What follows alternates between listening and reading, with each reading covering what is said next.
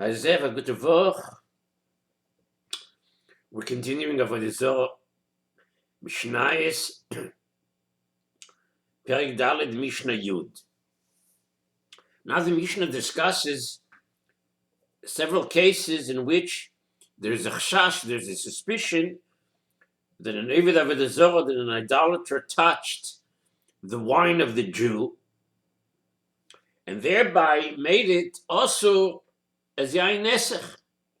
So let's get directly to the cases. Number one, if an idolater was found standing next to the Jews' wine cistern, the wine cistern, he was standing next to it.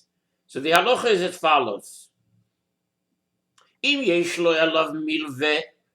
If the idolater has a loan against the wine, that is, the Jew borrowed money from him, from the goy, and agreed that if he failed to pay him, if he failed to repay him on time, then the Avodah Zarah, the idolater, could take the wine in the cistern as his payment.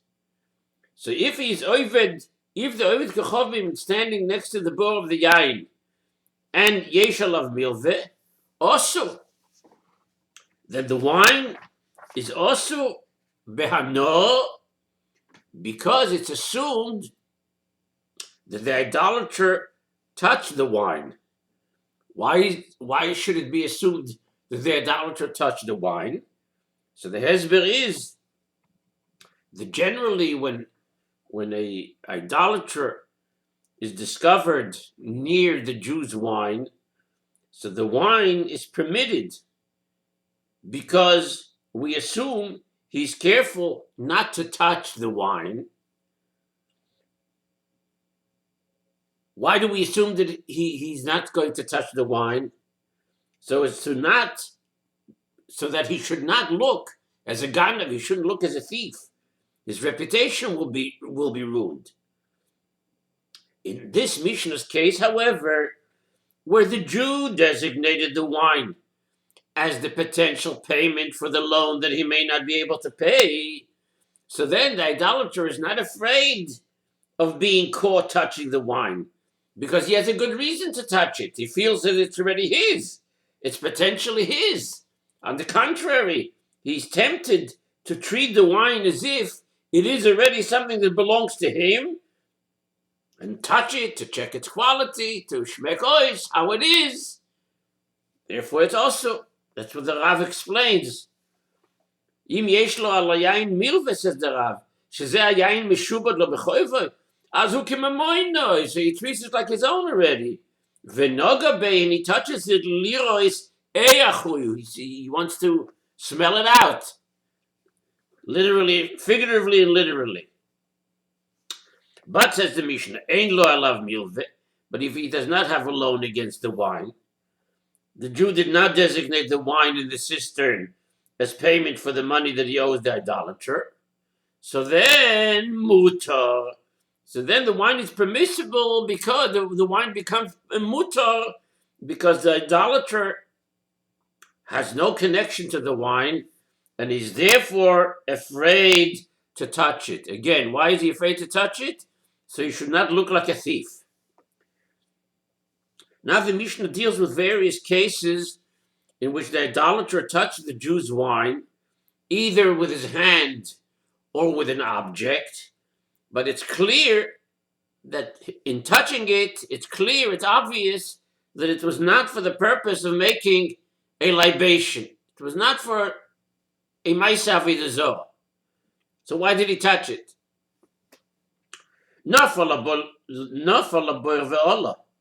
Case number one is if an idolater accidentally fell into the Jew's wine cistern and then came up dead. In other words, he drowned in this cistern of wine.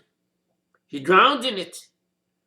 If, however, he came out of the cistern alive and conscious and well, he survived, then the wine would certainly be also, because it must be assumed that as he came up and he survived and he's well and he's alive, it must be assumed that he thanked his idol for surviving the fall. How did he thank the idol? By performing a libation right then and there with the wine. And therefore it would be also. If he came out dead, then nothing to be concerned about. Next case, medoda bikone, or he measured the level of the wine with a reed, with something that he would measure with. Hitis is hatzira bikone, or if he flicked a tzira, a hornet, out of the wine with a reed, without touching the wine with his hand.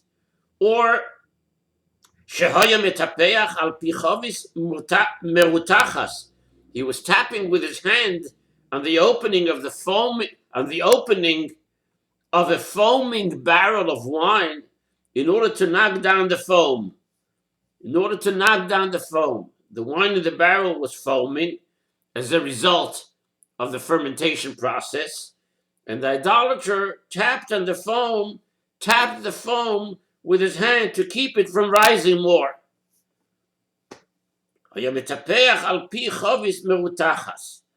Says the Mishnah, Bechol elu hoya maise. All of these aforementioned cases in the Mishnah, Nafal Aboiva Ola 1, Medoda Bikone 2, Hitis is Atzira Bikone 3, Metapeach Al Pi Achovis Merutachas 4. All of these cases, says the Mishnah, Bechol elu hoya maise, they actually happened. Halacha lemaise. Ve'omu yimocher, and the Chachomim who were asked about these cases at that time said that the wine should be sold to idolaters. That the wine should be sold to idolaters. That is, they permitted the owners to benefit from the wine by selling it. They permitted hanoah. Since it's clear that the idolater did not make any of these actions as a maise libation, as a maise of Avodah Zarah. So, behano, it's muta.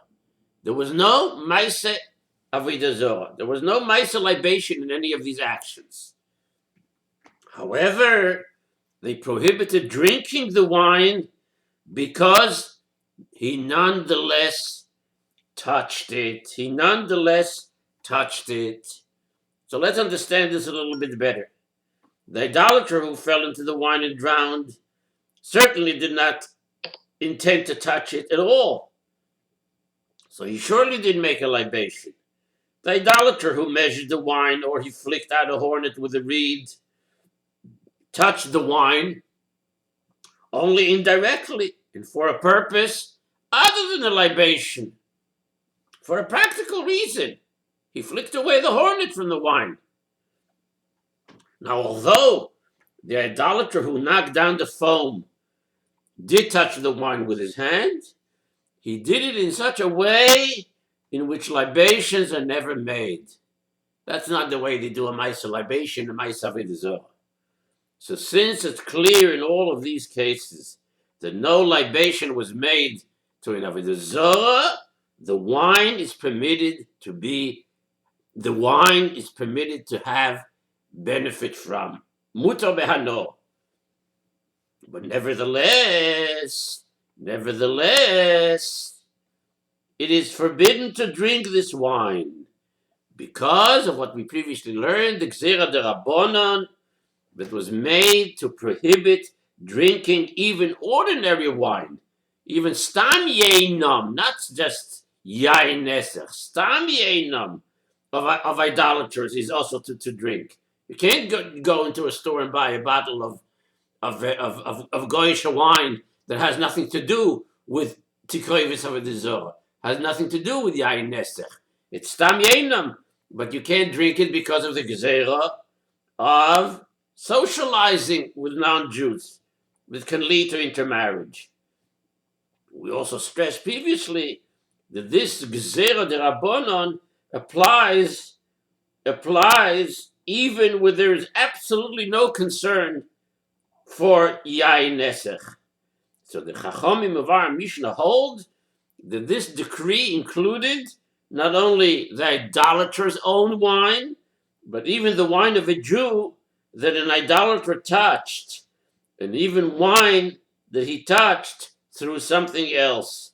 And so, even in these cases where the idolater clearly did not make a libation, did not do a ma'aseh avodah zarah, it is still also to drink this wine because of the gzera of iskashus, of iskalvus, of intermarriage, of potential intermarriage.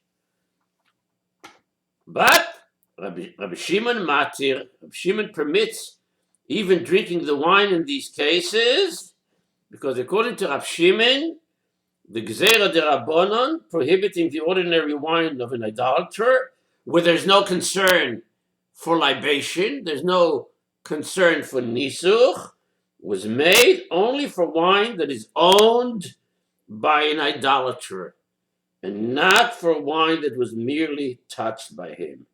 And so, according to Rav Shimon, in these cases where it is clear that the idolater did not perform any ma'aseh nisuch, any ma'aseh libation, he permits the wine even for drinking. And as you see, the Rav says immediately, "Ve'ein halacha ke Rav Shimon." We do not paskin like Rav Shimon. We're machmir in yain stam, in stam yainam. Now, the following case, all the Tanoim agree that the wine is permitted even for drinking. And what is that? Not a lesachav is if an idolater took a barrel and threw it into a Jew's wine cistern in a fit of anger, he was angry, he was frustrated, he was mad. He took a barrel of wine and threw it into a Jew's cistern in a fit of anger. So, says the Mishnah Zeria Ma'aseh v'Ichshira.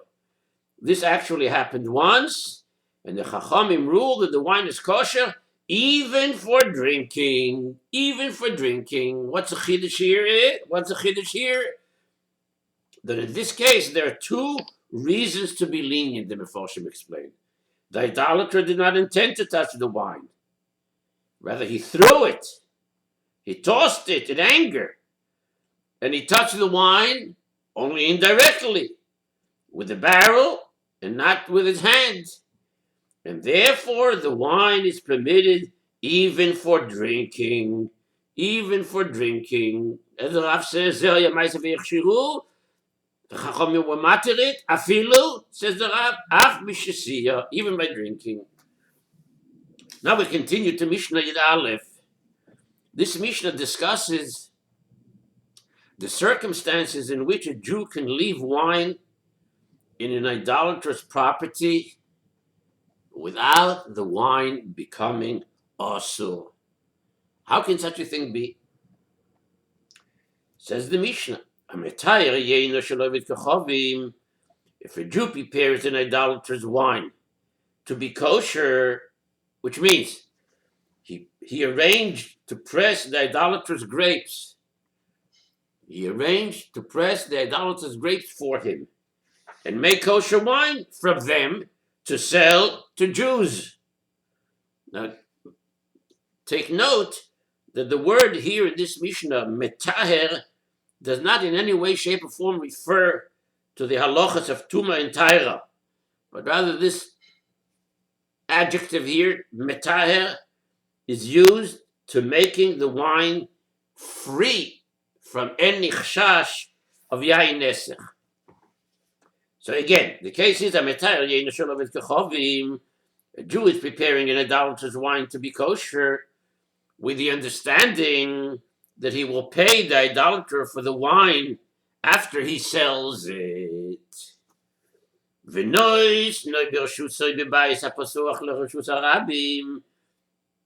And until he sells it, he places the wine in the idolatrous property in a house that opens into a public street.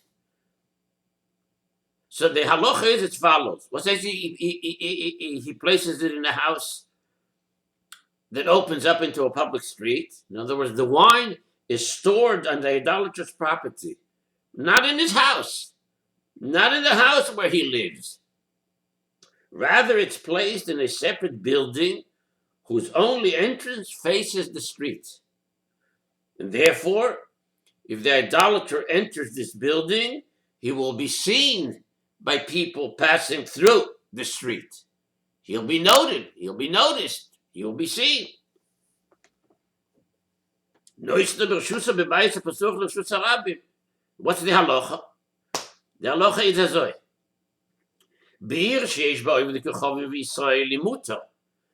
If it's in a town that has both idolaters and Jews living in it, the wine is permitted even for drinking because the idolater is afraid to enter the building in case a Jew passes by and sees him.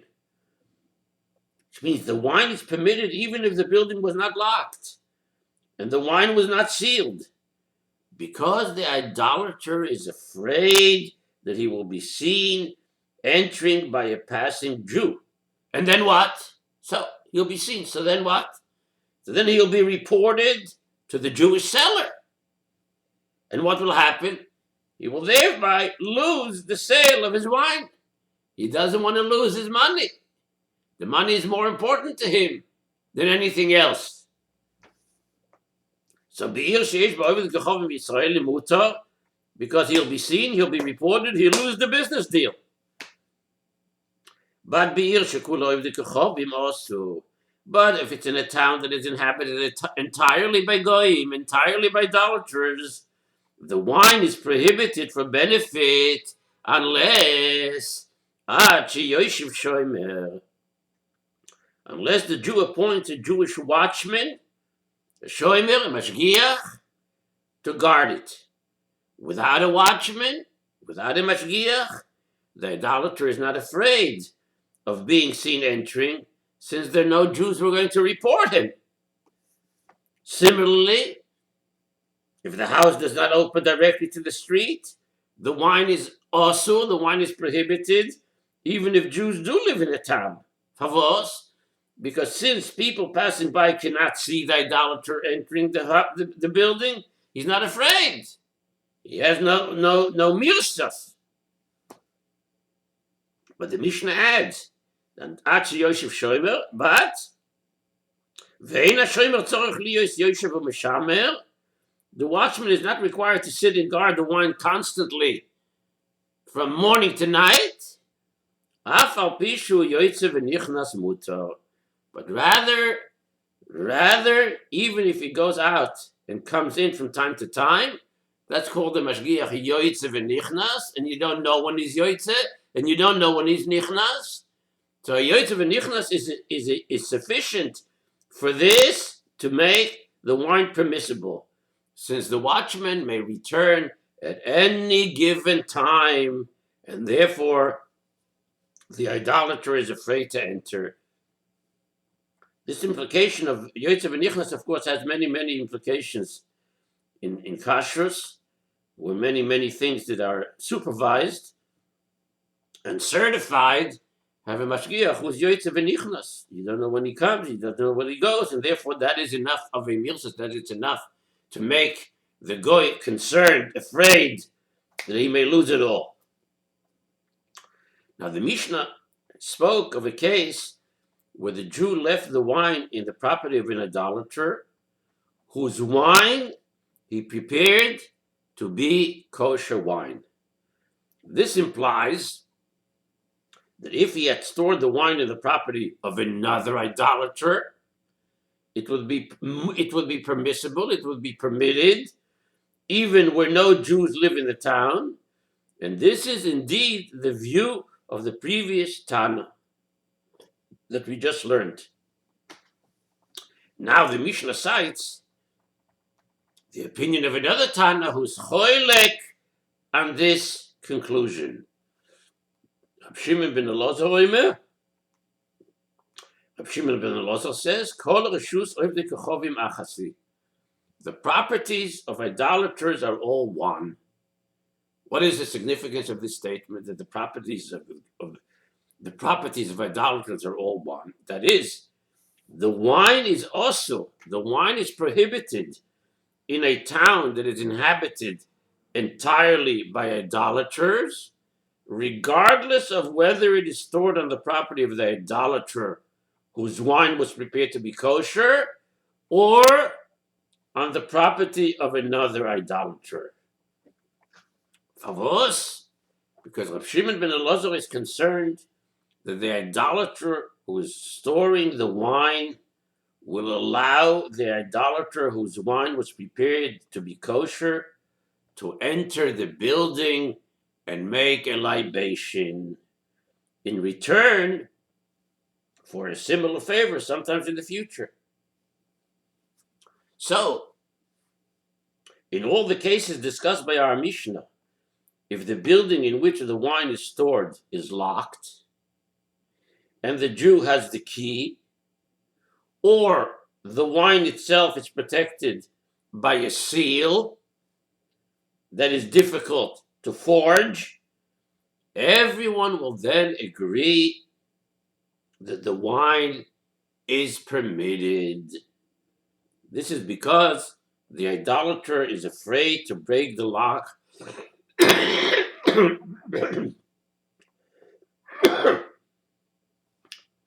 This is because the idolater is afraid to break the lock or break the seal, since his action will be discovered. Now, in Mishnah Yud Beis, we're going to learn, Imir Hashem, another condition that is necessary, and there we'll see a summation of all the conditions which are very much halacha l'maaseh, even biyameinu.